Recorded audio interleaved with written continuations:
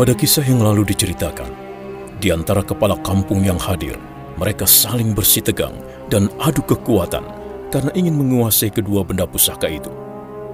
Sementara kepala kampung Karangtinalang diam, hanya mengawasi sebagaimana Wayan Swaga dan Made Tantra. Tetapi di otaknya ia merencanakan sesuatu, ingin mengambil benda pusaka itu ketika semuanya lengah.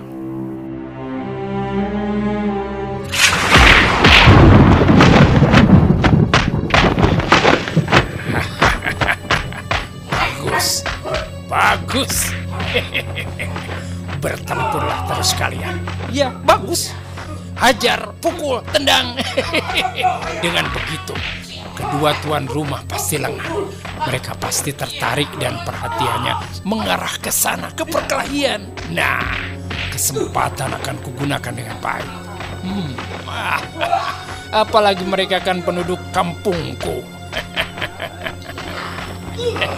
Aku tidak peduli dengan apapun. Benda pusaka itu harus kumiliki.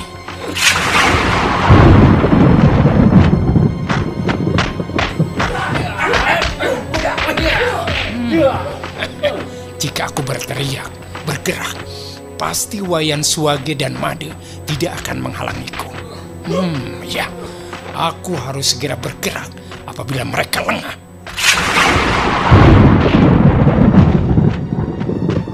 Tetapi dia lupa.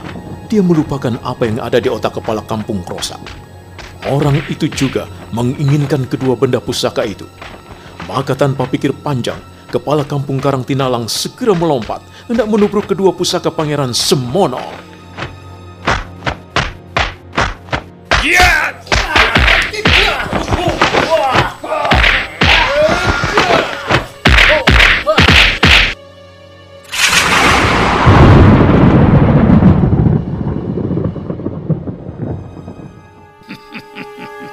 Andaikan aku mengambilnya pun, semua tidak akan tahu dan peduli, karena mereka sibuk dengan urusannya masing-masing.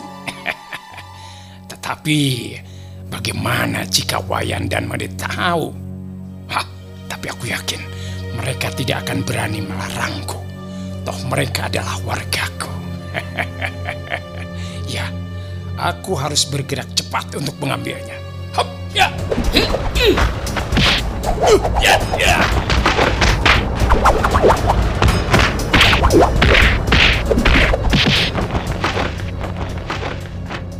Kesalahan fatal. Dia tidak memperhatikan dan tidak memperhitungkan bahwa masih ada seorang kepala kampung, yaitu kepala kampung Krosak, yang juga menghendaki kedua benda pusaka itu. Secepat kilat, begitu kepala kampung bergerak hendak menubruk untuk mengambil pusaka Pangeran Semono, kepala kampung Krosak memapas tangannya dan melayangkan tinjunya.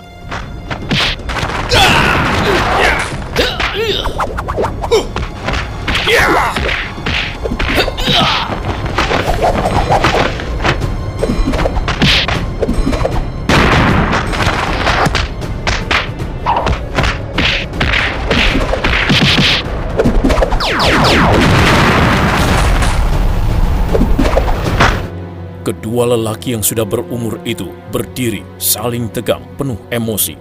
Alis, jenggot, dan kumisnya sudah sama-sama memutih. Pandang mata keduanya sudah suram dan kuyu. Namun mereka memaksakan diri berusaha agar nampak perkasa. Sejenak kemudian, keduanya saling terjang dengan sekuat tenaga.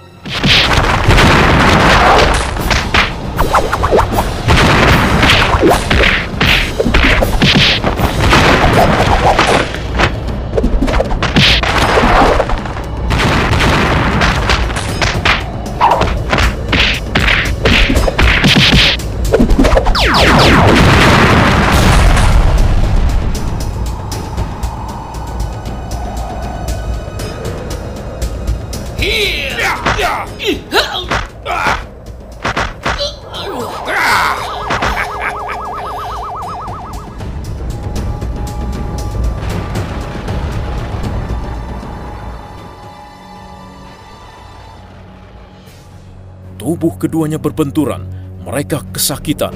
Tubuh mereka bergetar dan tampak bergoyang-goyang.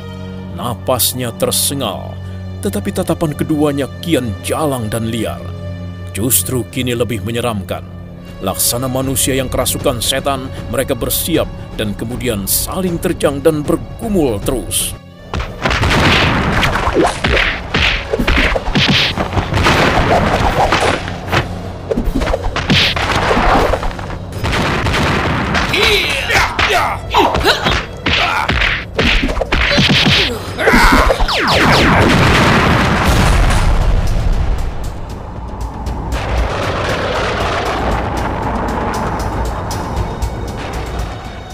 Ayo maju, kerahkan kehebatan, lawan aku. Ayo, aku tidak akan gentar atau mundur setapak pun. Tidak usah banyak ngomong. Ayo tunjukkan kehebatanmu, yang dulu semua orang takut padamu. Ayo, kita sudah sama-sama tua. Peot tidak takut mati. Ayo maju. Jangan berhenti. Kenapa? Kehabisan tenaga ya? Sudahlah, sebaiknya kau menyerah.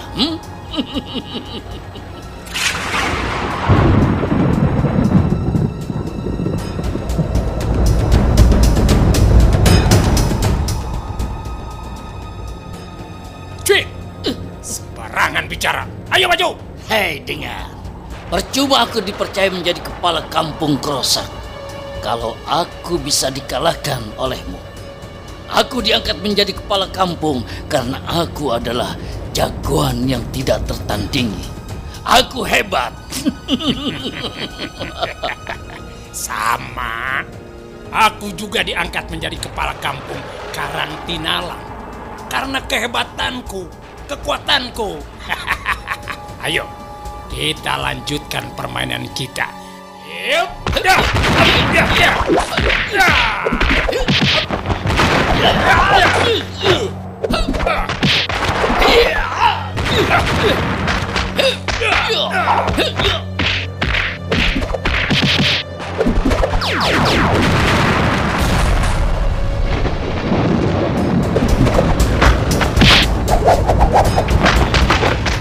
Keduanya terus saling hantam, saling menunjukkan kekuatan dan kemampuan mereka. Masing-masing tak ada yang mau mengalah, karena keduanya memang hebat. Itulah sebabnya mereka diangkat sebagai kepala kampung.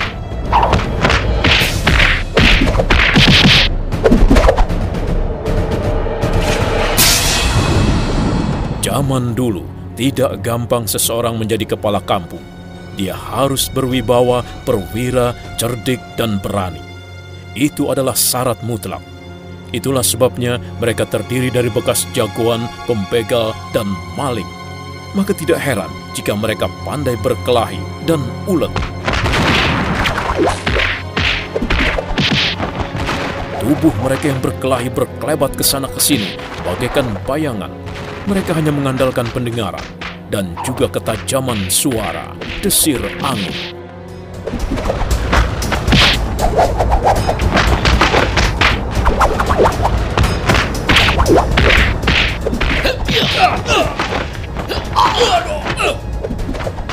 Rasakan.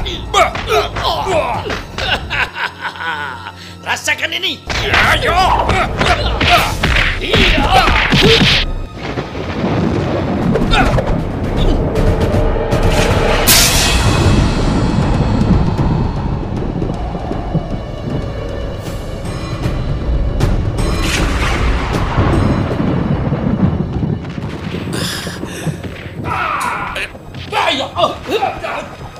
Setauku, mereka tidak saling bermusuhan.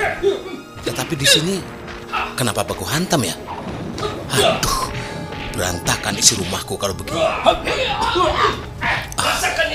Kenapa jadi arena perkelahian ya? Aduh, ternyata semua berambisi ingin memiliki pusaka Pangeran Semono.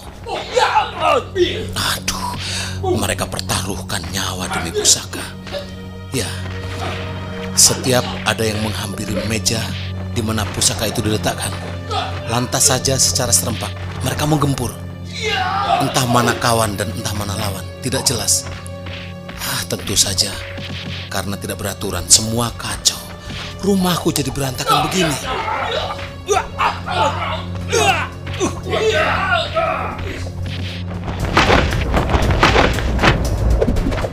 Sementara mereka saling mengadu kekuatan, Sapartina, Rukmini, Sanjaya, dan Sangaji juga turut memperhatikan peristiwa itu. Dalam keremangan, mereka bisa menyaksikan apa yang sedang terjadi.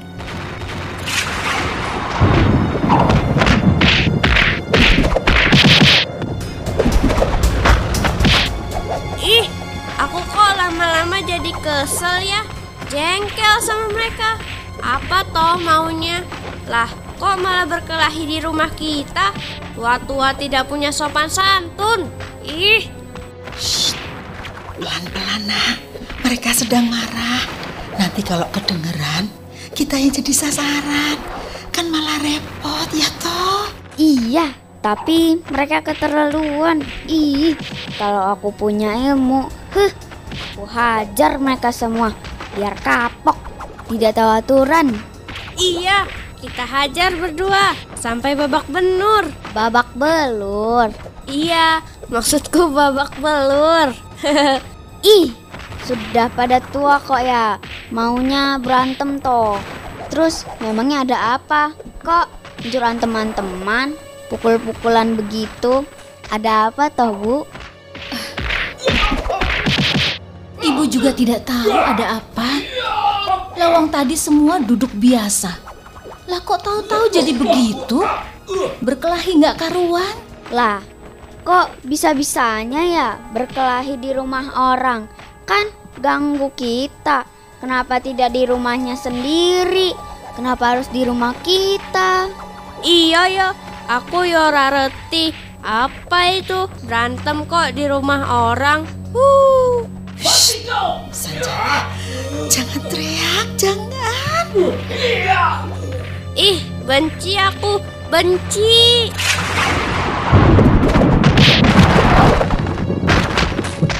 Katanya orang tua harus dihormati. Lah, kalau begini, untuk apa menghormati orang tua? Ih, mumet aku. Iya, aku juga mumet. Ih, benci aku. Aduh nak, pelan-pelan, hati-hati. Iya, kalian berdua dan kita semua diam ya, diam. Kita lihat apa yang akan terjadi selanjutnya setelah ini. Tapi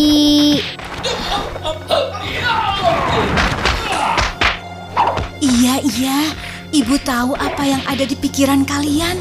Sama seperti ibu. Mereka tidak sopan, tidak tahu aturan, tidak menghormati tuan rumah. Sebenarnya apa yang terjadi dengan keluarga kita, Rukmini? Mengapa ada kejadian-kejadian yang seperti ini? Aku tidak mengerti. Ada apa ini sebenarnya? Kita ada 2 anak kecil, baru 6 atau 7 tahun kalau tidak salah. Tidak seharusnya mereka melihat kejadian seperti ini. Tidak seharusnya kekerasan ada di depan mata mereka. Ya, sabar Mbak, sabar. Aku jadi khawatir, Rukmini. Pikiran anak kita bisa mengartikan bermacam-macam. Anak-anak apa yang dilihat itulah yang ditiru dan diikuti. Aku takut, Ruk. Aku takut. Sejak tadi aku diam memikirkan kedua anak-anakku ini. Iya Mbak, sabar. Memikirkan apa yang tengah mereka pikirkan, Ruk. Iya Mbak, tapi jangan menangis. Mereka semakin bingung nanti. Mbak, jangan kita menangis di depan mereka.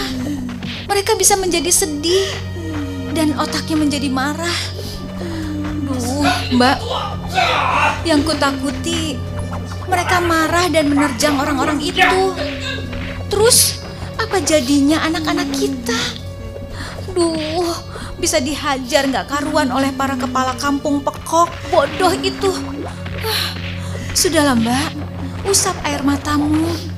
Ayo, jangan kelihatan menangis.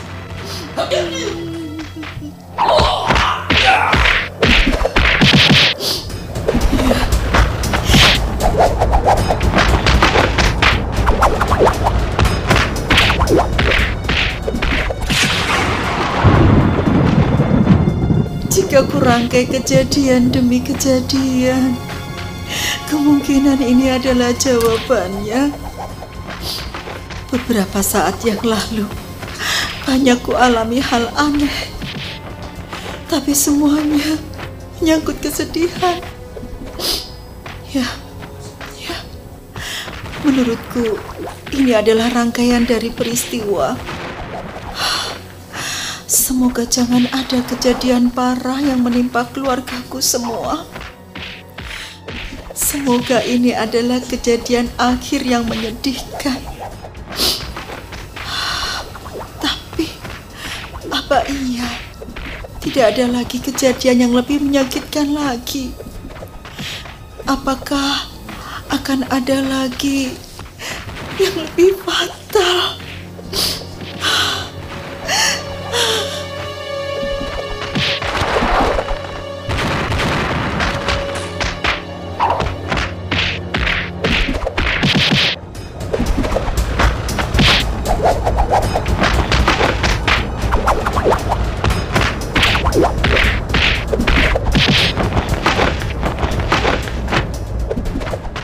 Dalam keremangan yang mulai merambah, Partinah meneteskan air mata tanpa diketahui oleh siapapun.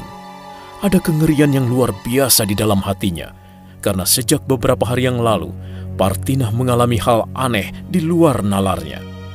Hanya harapan yang tak terungkap dalam hati. Segera berakhir kericuhan di rumah ini. Tetapi harapan tinggal harapan, karena nyatanya perkelahian antara kepala kampung itu terus berlanjut.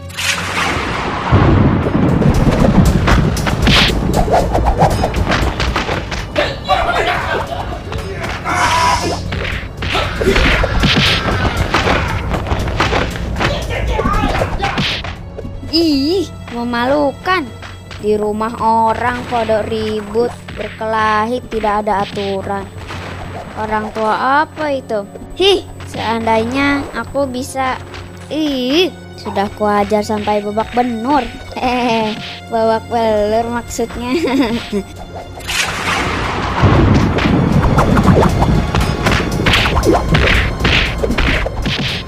Heran, padahal ayahku dan ayah Sanjaya diam saja loh. Tapi mereka masih juga saling hantam. Aduh, apa sebenarnya mereka? Kesel aku. Hus, jangan keras-keras. Nanti mereka dengar, terus menyerang kita. Itu kata ibu. Pelan-pelan saja. Sama, aku juga gregetan. Aku rasanya ingin menghajar mereka. Tapi jangankan kita, wong kedua ayah kita saja tidak berani. Loh, tuh ayah diam saja di sudut. Iya ya, tapi apa kita harus diam saja sampai rumah kita hancur? Iya, pasti itu. Tidak mungkin ayah diam saja. Lihat saja nanti.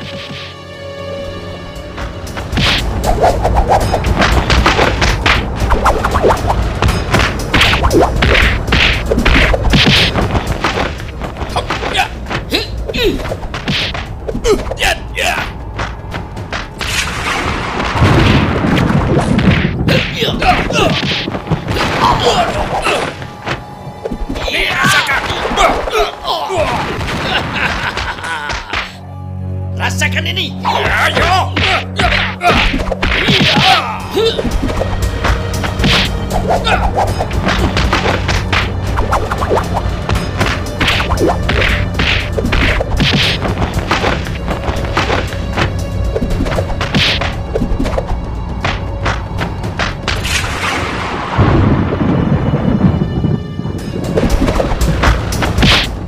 Kedua bocah yang baru berumur sekitar 6 tahun itu, yang seharusnya belum boleh menyaksikan hal-hal seperti itu, hari ini terpaksa menyaksikan adegan kekerasan-kekerasan.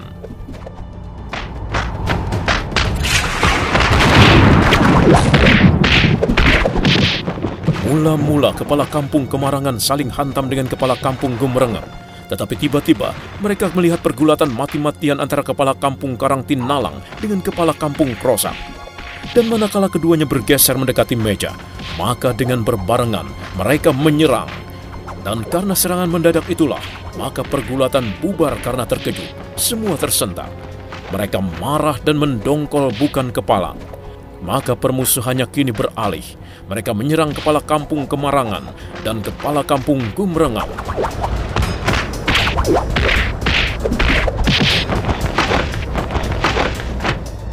Seluruh penghuni rumah hanya bisa diam menyaksikan dengan hati berdebar.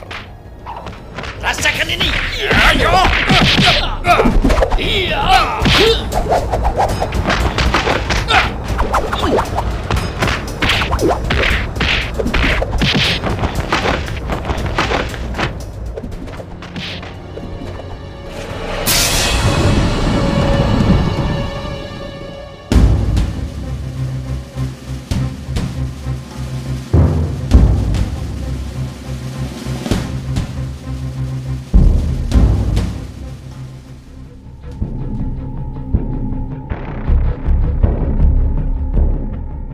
Saudara pendengar, untuk mengetahui jawabannya, ikutilah terus serial Sandiwara Radio ini, Bende Mataram.